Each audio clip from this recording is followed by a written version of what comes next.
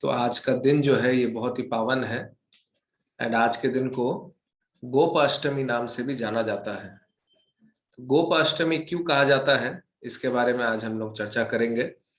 तो इस वीडियो के दो भाग होंगे।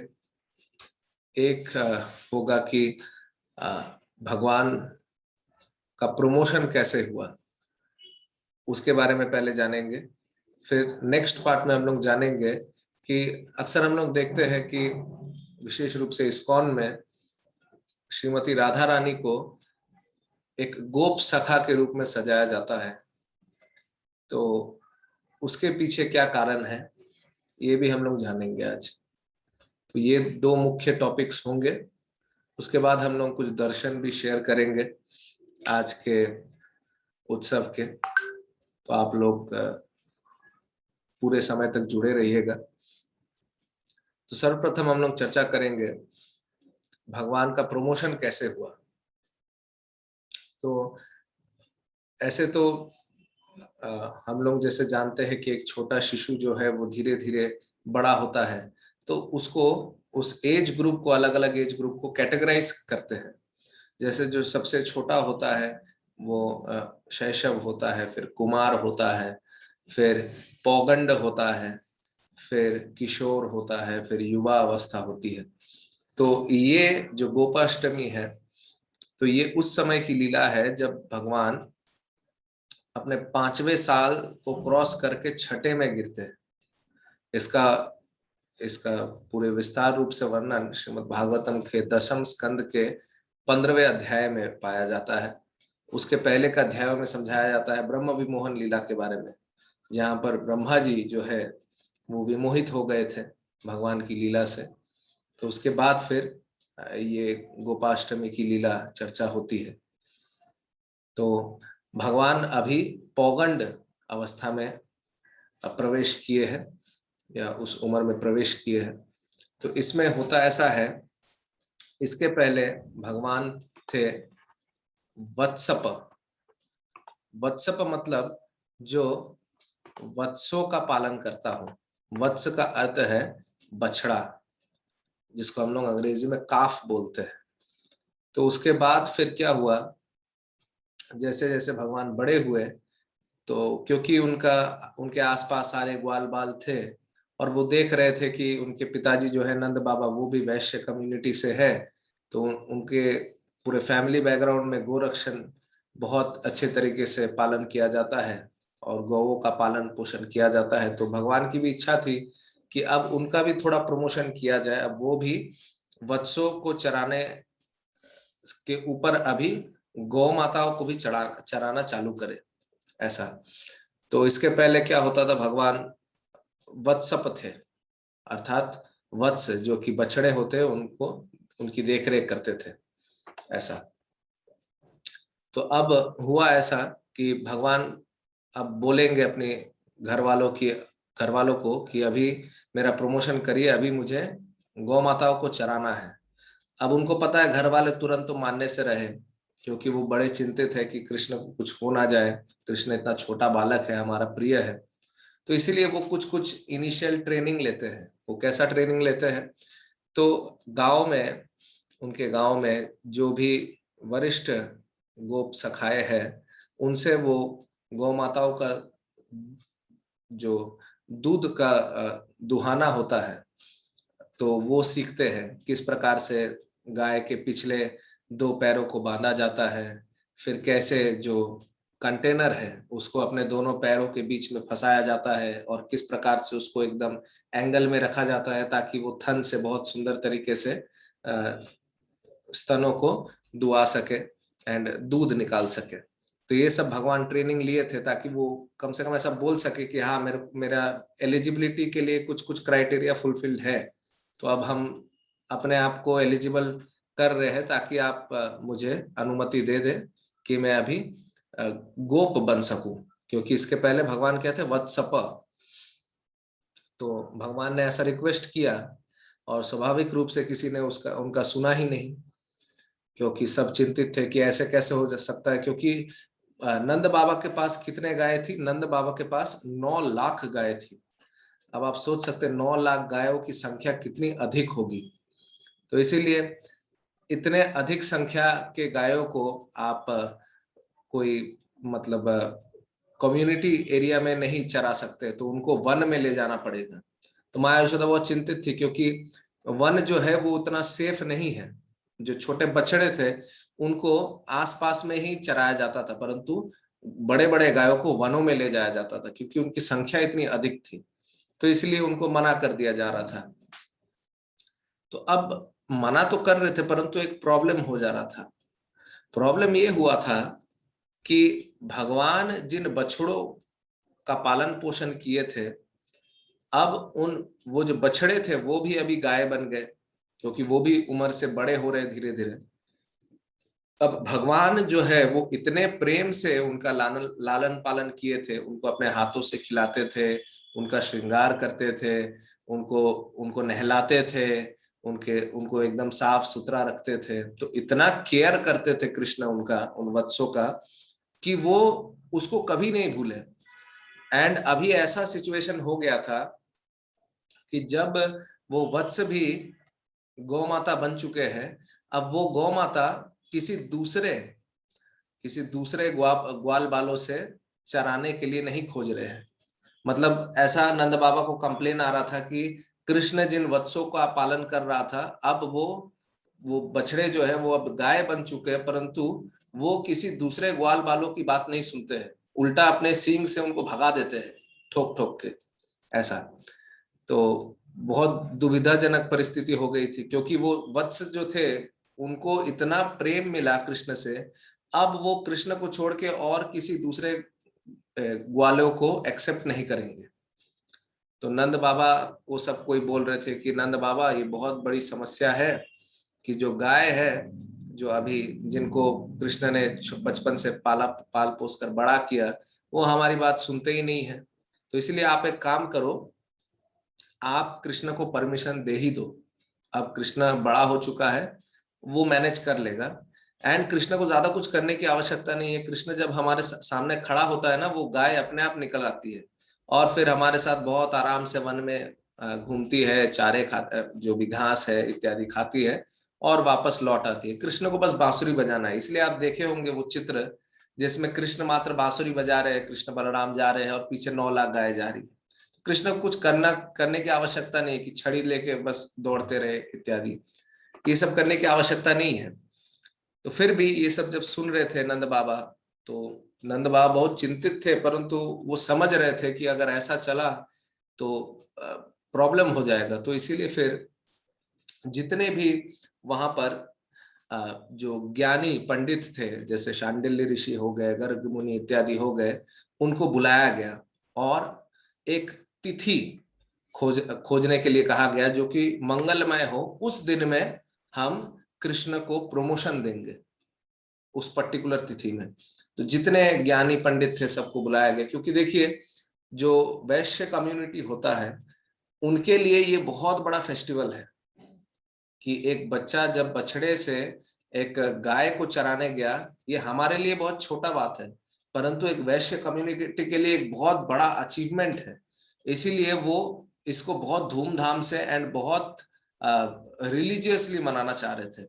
तो नंद बाबा जितने भी पंडित थे उनको बुलाए और उसके बाद उन्होंने फिर देखा कि कौन सा दिन सही रहेगा इस चीज के लिए। तो जितने ज्ञानी पंडित थे उन्होंने डिसाइड किया कि बुधवार का दिन है जिसमें श्रवण नक्षत्र गिरा है, उस नक्षत्र में कार्तिक के शुक्ल अष्टमी को हम लोग कृष्ण को घोषित कर देंगे कि वो अब से गोप बन चुका है और उस दिन को गोप अष्टमी नाम से सेलिब्रेशन होगा। तो ये फाइनल हो गया ये दिन। तो कौन सा दिन था? बुधवार का दिन था एंड श्रवण नक्षत्र था एंड शुक्ल कार्तिक के शुक्ल अष्टमी को ये दिन चुना गया, ये तिथि चुनी गई जिसमें गोपाष्टमी मनाया जाएगा। तो इस दिन क्या हुआ, फिर नंद बाबा जो थे, नंद बाबा बहुत प्रसन्न थे। नंद बाबा फिर क्या किए, नंद बाबा एक बहुत सुंदर सी एक स्टिक, एक छड़ी दिए, लाठी जिसको बोलते, जिससे आप गौ को कंट्रोल करते हैं। तो इस प्रकार से वो उन्होंने कृष्ण को भेंट दिया। और फिर जितनी गौ माताएं हैं उनको बहुत सुंदर तरीके से सजाया गया, उनका श्रृंगार हुआ, उनके पूंछ में मोर पंख लगाए गए, उनके सींगों को सजाया गया, उनको माला पहनाया गया और तरह तरह की रंगोली से उनके शरीर में हाथों का छाप बैठाया गया। अब अभी भी देखोगे कभी कभी गोपाष्टमी में क्या होता है, गौ माताओं के शरीर में हाथ के छाप लगते हैं, उस तरीके से उनको श्रृंगार कराया जाता है। तो इसमें फिर क्या हुआ, अलग अलग स्वस्ति वचन पढ़े गए और उसके उपरांत फिर कृष्ण जो थे वो नतमस्तक हुए, अर्थात दंडवत प्रणाम किए गौ माताओं को, और उसके बाद जो गौ माता की पूंछ है उसको वो प्रणाम करते हैं। एंड फिर जितने ब्राह्मण वहां पर थे उनको भी बहुत सारा दान दिया कृष्ण ने। और इतना, ऐसा बताया जाता है कि कृष्ण इतना ब्राह्मणों को दान दिए, इतना दान दिए कि ब्राह्मणों के पास इतना ज्यादा हो गया कि वो खुद भी दान देने लग गए। इतना कृष्ण ने दान दिया कि वो भी अब उल्टा दान देने लग गए किसी और को। तो इतना कृष्ण उनको दान दे दे के भर दिए ऐसा। तो इस प्रकार से फिर बहुत धूमधाम से गोपाष्टमी का जो त्योहार है उसको मनाया गया, क्योंकि अब कृष्ण का प्रमोशन हो गया है। वो पहले वत्सप थे, अभी वो गोप बन गए। मतलब पहले वत्सपाल थे, वत्सों की रक्षा करते थे, अभी वो गोपाल बन गए। तो इस प्रकार से जैसे हम लोग पहले भी देखे थे कि कृष्ण के अलग अलग कार्यों से उनका अलग अलग नाम पड़ा। जैसे जब वो गोवर्धन धारण किए तो उनका नाम पड़ गया गिरिधारी। उस प्रकार से जब कृष्ण अब पौगंड अवस्था में गौ माताओं को चराने के लिए एलिजिबल हो गए तब उनका नाम पड़ गया गोपाल। तो ऐसा नहीं सोचना चाहिए कि सिर्फ कृष्ण का नाम ही गोपाल है, क्योंकि ब्रज में जितने भी गोबालक थे जो कि गोचारण करते थे वो सभी गोपाल थे। गोपाल का अर्थ है कि जो गोवों का पालन करता हो। तो सिर्फ कृष्ण ही गोपाल नहीं थे, जितने वहां पे गोप सखाए थे जो गोचारण करते थे वो भी गोपाल ही थे ऐसा। तो अब सब तो ठीक है, परंतु माँ का हृदय है मानता नहीं। तो माँ यशोदा बड़ी चिंतित थी। माँ यशोदा सोच रही कि ये क्या हो गया, अब मेरा बेटा जो है इतना दूर चले जाएगा वन में, अब वन में पता नहीं क्या ना क्या होगा, क्योंकि वो हमेशा चिंतित रहती थी। कंस तरह तरह के असुर भेजते थे कृष्ण के ऊपर अटैक करने के लिए, तो उनको हमेशा चिंता सताती थी। तो इसीलिए माँ यशोदा ने कहा, देखो बेटा अब तुम जाओगे वन में, तो वन में तो वहां पर कैसा रहेगा, वहां पे कांटे चुभ सकते तुम्हारे पैर में। तो तुम एक काम करो, मैं तुम्हारे लिए बहुत सुंदर पेयर ऑफ शूज बना के दूंगी, तुम उसे पहन कर जाना। तो कृष्ण जो है वो तुरंत ही मना कर दिए। कृष्ण बोले कि नहीं, हम क्यों पहनेंगे। तो अगर आपको मेरे को पहनाना है तो जो 9 लाख गाय है, आपको 9 के 9 लाख गायों को भी जूता पहनाना पड़ेगा। अब 9 लाख गायों को जूता पहनाने के लिए कितना जूता लगेगा, एक इंसान को कितना लगता है, 2 या 1 पैर जिसको बोलते हैं। तो उस प्रकार से गायों के तो 4 पैर होते हैं, मतलब 4 × 9 36 जूते। तो 36 लाख तो बहुत अधिक हो गया। तो फिर माँ यशोदा बोलने लगी, अरे ये कैसे संभव है, ऐसा थोड़ी होता है ये वो। तो कृष्ण बोले, नहीं ऐसा ही होता है। तो अगर आपको ऐसा करना है तो उनको भी देना पड़ेगा। तो फिर कृष्ण को माँ यशोदा बोली कि ठीक है, तुम एक काम करो, कम से कम वहां पे धूप लगेगी तुम्हें, धूप से कष्ट होगा, तो इसीलिए एक छतरी तो ले लो। कृष्ण बोले ठीक है, छतरी भी ले लेंगे अगर आप बोलोगे, परंतु मेरे सारे गायों के लिए भी छतरी चाहिए। अब देखिए गायों के पास तो हाथ होता है नहीं, तो क्या है, छतरी पकड़ने वाले गोप सखा भी होने चाहिए। तो क्या हो गया, 36 लाख जूते चाहिए और 9 लाख छतरी चाहिए, और उस 9 लाख छतरी को पकड़ने के लिए 9 लाख गोप सखाए चाहिए। अब गोप सखा जा रहे तो उनके भी 2-2 जूते भी चाहिए, तो कितना सारा एक्स्ट्रा हो गया। तो बहुत चिंता में पड़ गई माँ यशोदा। तो माँ यशोदा फिर इतना चिंता में थी, तो इसीलिए फिर जितने गो बालक थे जो कृष्ण के साथ हमेशा रहते थे, तो उनको एक साथ बुलाया माँ यशोदा ने। और फिर उन्होंने बताया कि देखो, तुम लोग कृष्ण के मित्र हो, सखा हो, तो अब से ये तुम्हारी जिम्मेदारी है कि तुम कृष्ण की रक्षा करो। क्योंकि ऐसा था कि इसके पहले जो माँ यशोदा जब ऊपर काम करती थी महल में, तो उनके आंगन के आसपास ही जितने वत्स थे ना, वो उनके आंगन के आसपास ही उनको चराते थे कृष्ण। तो इसीलिए उनके उनके देख रेख में था। परंतु अब वन जो है वो इंटीरियर एरिया में चले गया और माँ यशोदा वहां तक देख नहीं पा रही थी, इसलिए उनको चिंता हो रहा था कि पता नहीं कैसा होगा मेरा कृष्ण। तो फिर इसीलिए उन्होंने फिर डिसाइड किया कि जितने गोबालक है उनको कुछ ड्यूटी दिया जाए। तो माँ यशोदा फिर जितने गोप सखाए थे उनको बुलाया, तो बताया बलराम, तुम क्योंकि कृष्ण के बड़े भाई हो तो तुमको हमेशा कृष्ण को प्रोटेक्ट करना है। तो उन्होंने फिर माँ यशोदा ने फिर असाइन किया सबका पोजीशन, बलराम आज से तुम कृष्ण के राइट हैंड साइड में रहोगे और कृष्ण का राइट हैंड साइड प्रोटेक्ट करोगे। मधुमंगल, तुम कृष्ण का लेफ्ट हैंड साइड में रहोगे और लेफ्ट साइड को प्रोटेक्शन दोगे। फिर सुबल, तुम कृष्ण के आगे रहोगे एंड फ्रंट साइड को प्रोटेक्ट करोगे। श्रीदामा, तुम कृष्ण के बैक साइड में रहोगे एंड बैक साइड को प्रोटेक्ट करोगे। और जितने गोप सखाए थे उनको भी अलग अलग डायरेक्शन दे दिया। तो जितने गोप सखाए थे उस समय तलवार भाले लेकर आ गए और बोले हाँ ठीक है माता, अब से हम कृष्ण का प्रोटेक्शन करेंगे इस तरह से। तो इस प्रकार से अलग अलग जितने गोप सखाए थे उनको एक एक पोजीशन दे दिया गया और उसी पोजीशन में वो आने वाले समय में भी कृष्ण की रक्षा करते गए। इसलिए आप देखिए कृष्ण बलराम मंदिर में भी दाएं तरफ ही है बलराम जी। अगर आप देखिएगा कृष्ण की ओर से, कृष्ण इस तरह से हाथ रखे हुए बलराम जी के ऊपर, तो Balram ji right hand side में, तो right side Balram ji protection दे रहे हैं और मधुमंगल लेफ्ट में ही रहता है। तो इस प्रकार से जितने भी गोप सखाए थे उनको अलग अलग पोजीशंस बताए गए कि आप इसी पोजीशन में रह के कृष्ण को प्रोटेक्ट करना। तो इस प्रकार से भगवान फिर तैयार हो गए गोचारण के लिए।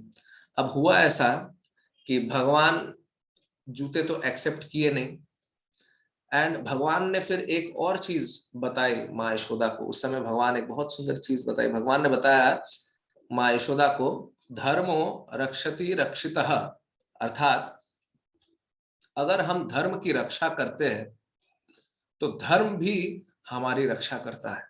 रिसेंटली ये जो श्लोक है बहुत प्रचलित हुआ है यूट्यूब एंड व्हाट्सएप स्टेटस और कई जगह में, परंतु ये जो श्लोक है ये एक्चुअली इसी लीला से संबंधित है और इसी समय भगवान इसको रिमाइंड कराए थे माँ यशोदा को। तो भगवान फिर समझा रहे थे कि गो रक्षा कितना आवश्यक है हमारे जीवन में, क्योंकि गौ माता से हमें कितना कुछ प्राप्त होता है।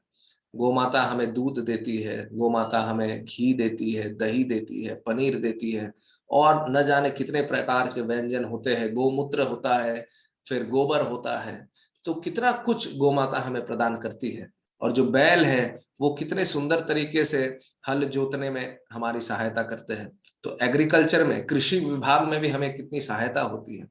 तो इस प्रकार से भगवान हमें शिक्षा देते हैं कि गौ माता जो है वो हमारे लिए कितनी कितनी ज्यादा हेल्पफुल है इस मनुष्य के सोसाइटी के लिए। तो हमें उनकी प्रोटेक्शन करनी ही चाहिए ऐसा। तो ये गोप अष्टमी जो है ये भगवान विशेष रूप से गौ माताओं की प्रसिद्धि के लिए इसको बनाते हैं।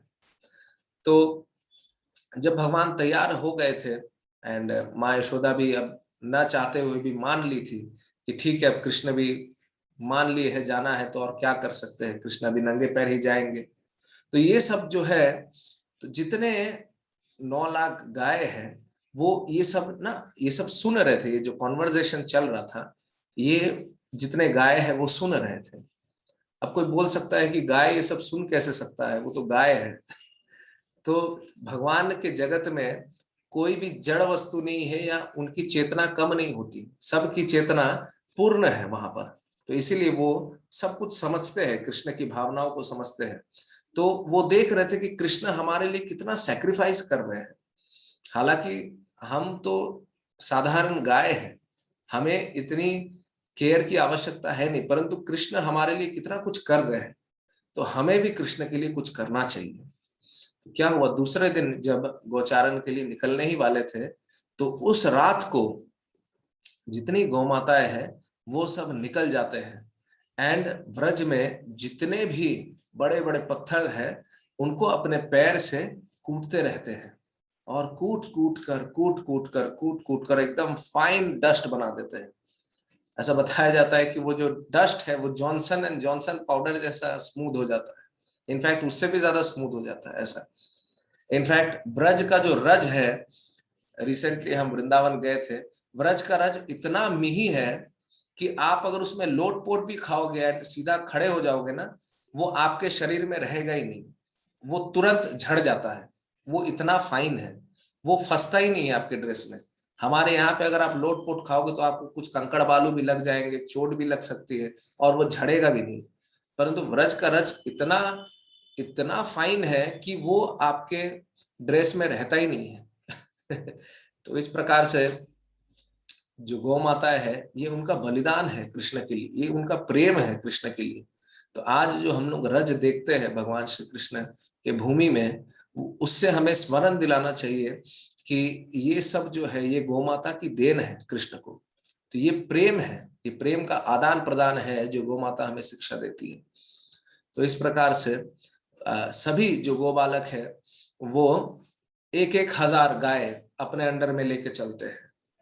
तो आप कल्पना करिए 6 साल की आयु में एक एक बच्चा हजार हजार गाय को कंट्रोल करने का कैलिबर रखता है, कैपेबिलिटी रखता है, कैपेसिटी रखता है।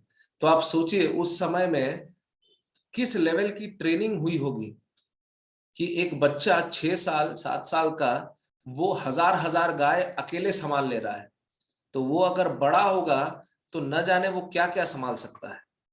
तो इस प्रकार से उस जमाने की ट्रेनिंग इतनी सोफिस्टिकेटेड थी, इतना स्किल था बच्चों में कि उस उम्र में ही वो इतने बड़े बड़े जीवात्मा को भी एकदम अकेले ही हैंडल कर सकते थे। तो ये भी एक हम लोग जान पाते हैं इस लीला से कि उस समय कितना एक्सपर्ट ट्रेनिंग हुआ करता था। तो ये तो हो गई भगवान की गोपाष्टमी की लीला, किस प्रकार से गोपाष्टमी सेलिब्रेट हुआ एंड गो माताओं की कैसे पूजा हुई इत्यादि।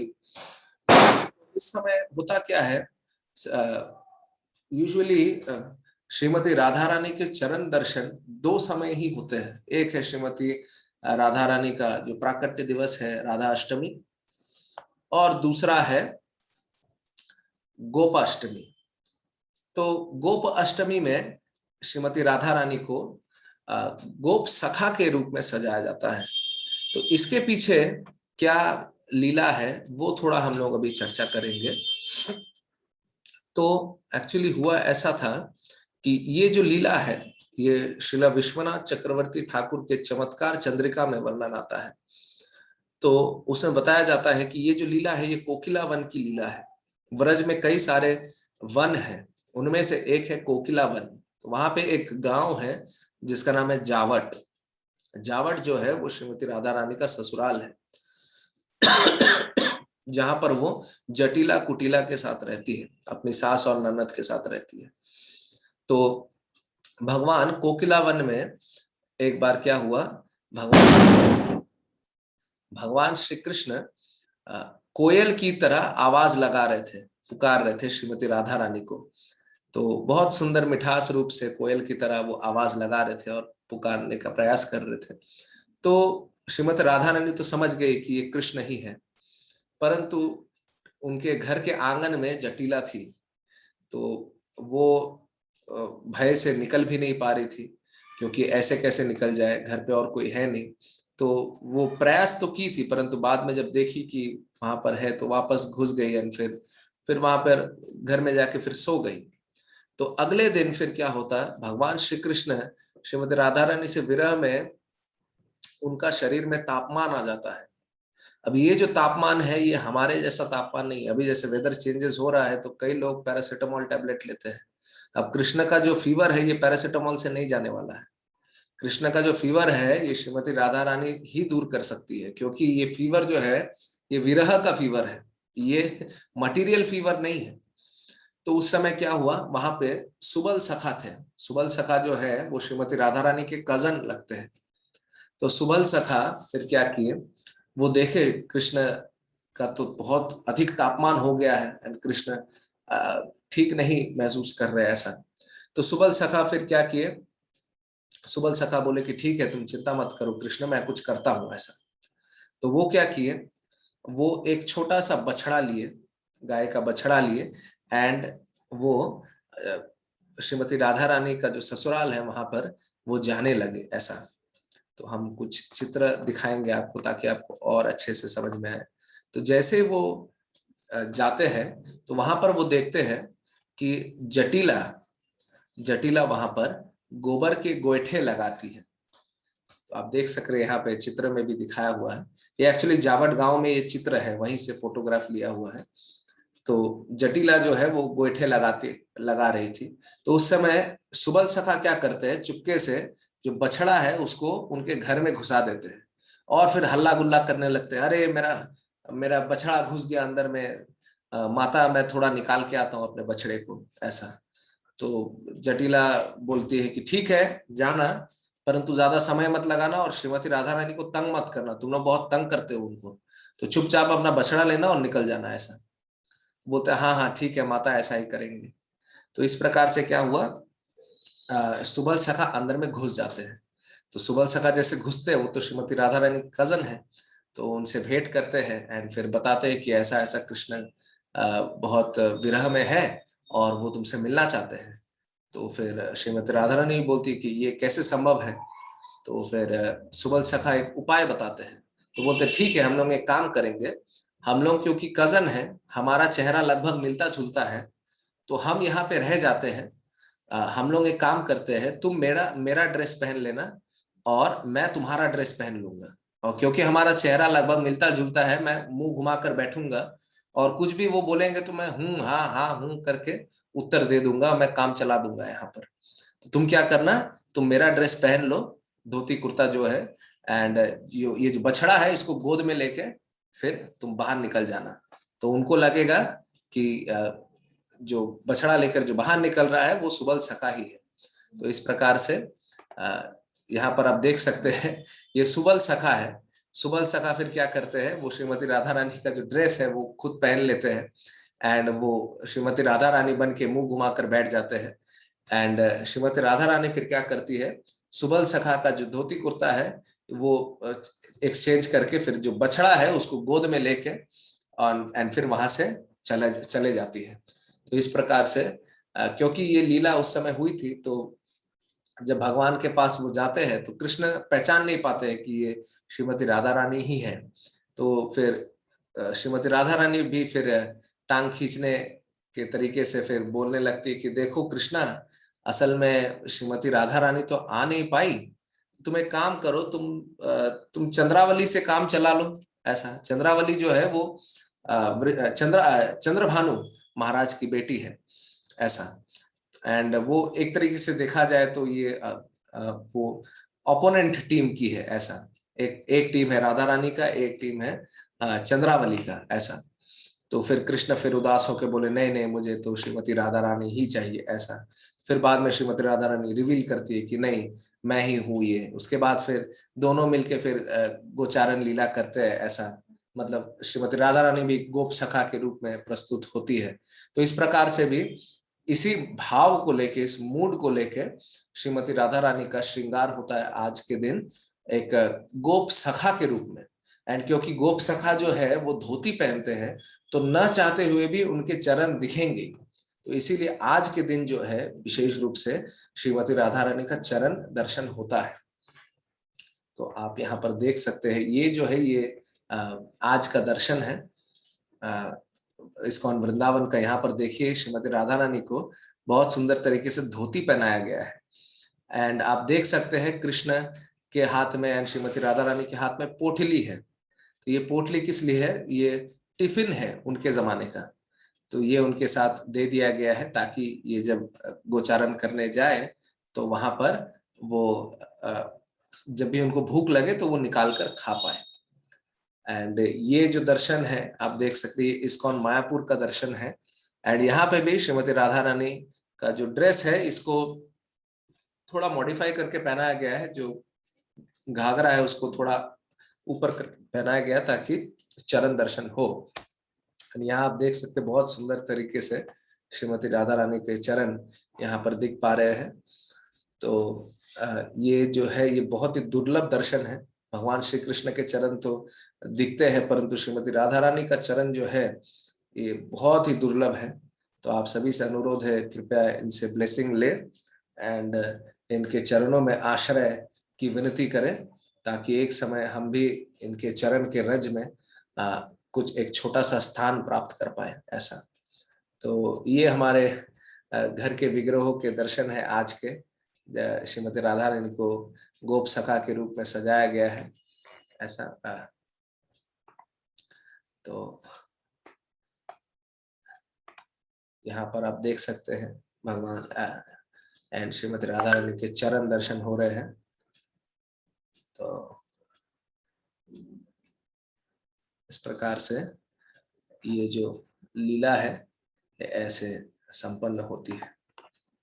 श्री गोपाष्टमी की जय।